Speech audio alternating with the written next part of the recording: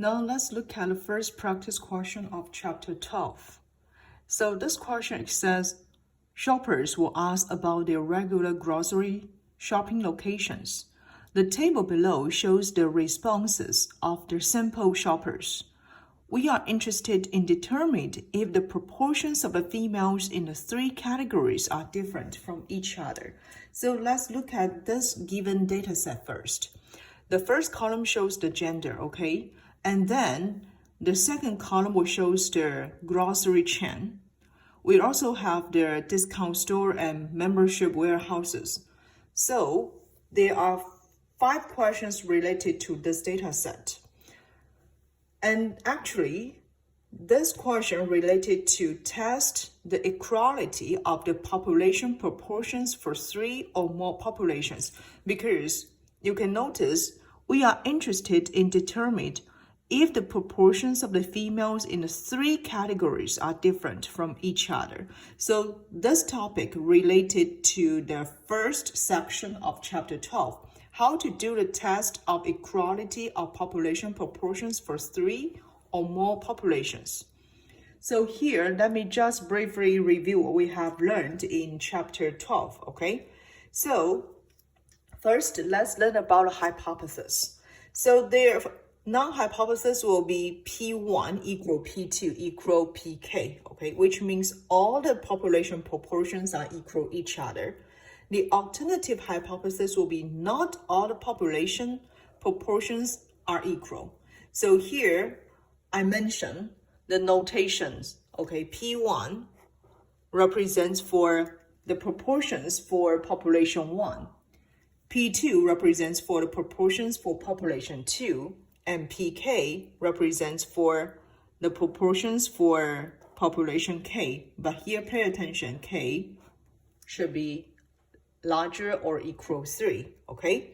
Then we have 3 or more populations, so we cannot use the Z distributions or T distributions as we talk about in chapter 10. We need to use a different test statistic. This is what we call chi-square test statistic, okay?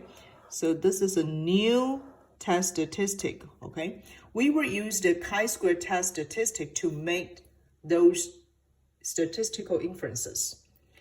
And in order to construct the chi-square test statistic, we need to know the expected frequency, okay? So here is an important concept. We need to know how to compute expected frequency under the assumption that the null hypothesis is true. So here I give you the formulas to compute expected frequency. We always use E subscript to IJ represents for the expected frequency. So this is the formula that we will use to compute expected frequency. We use row I total times column J total and divide the total sample size. When we apply this expected frequency in this question, I would like to show you how we can compute for expected frequency based on this formula. So don't worry about that. Then if we have the expected frequency, then we can construct our chi-square test statistic, okay? So this is the way that we compute for chi-square test statistic. You might notice we have the Fij here, right?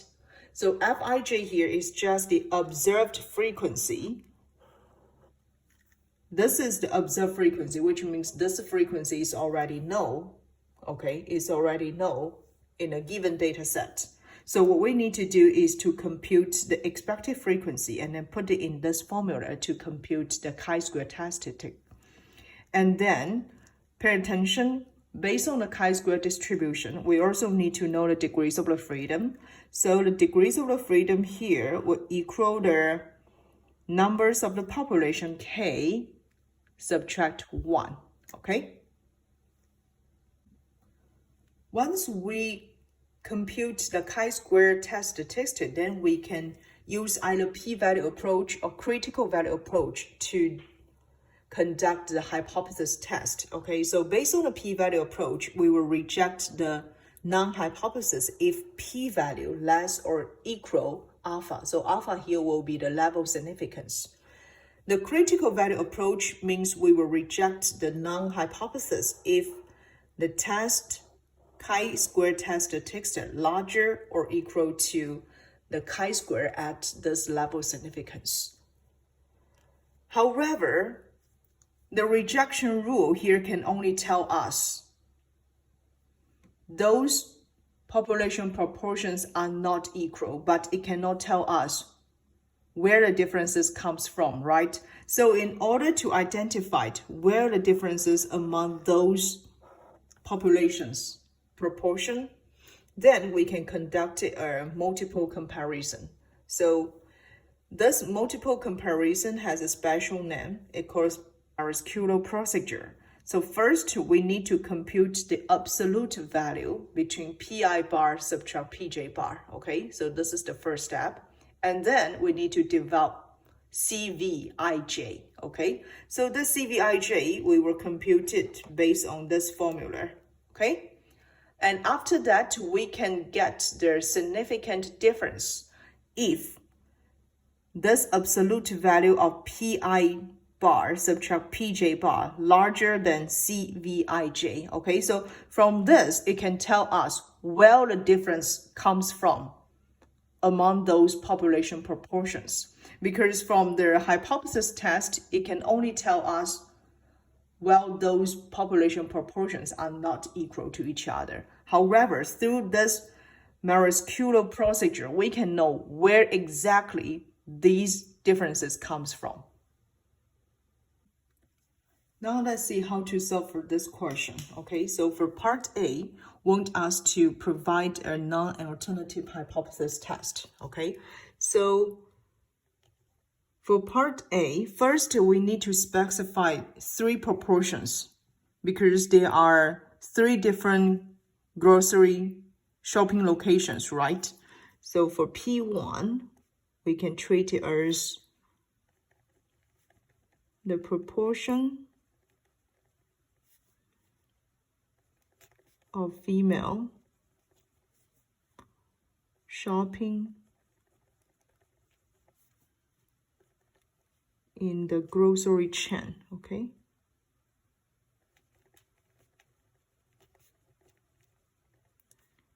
P2 will be the proportion of female shopping in the discount store.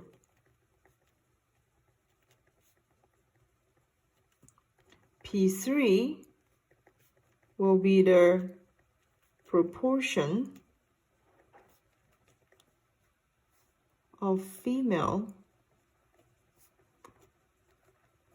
shopping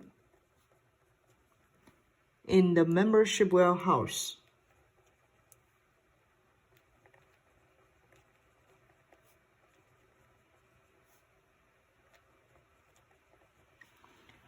Therefore, we have 3 populations, right? So here we notice the k equals 3, okay?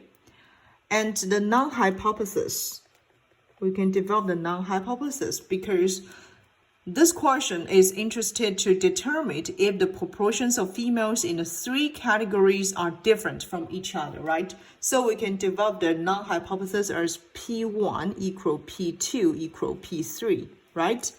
And the alternative hypothesis will be not all the population proportions are equal. Okay, so this is for part A's question. We can develop the null hypothesis as P1 equal P2 equal P3, and then the alternative hypothesis will be not all the population proportions are equal.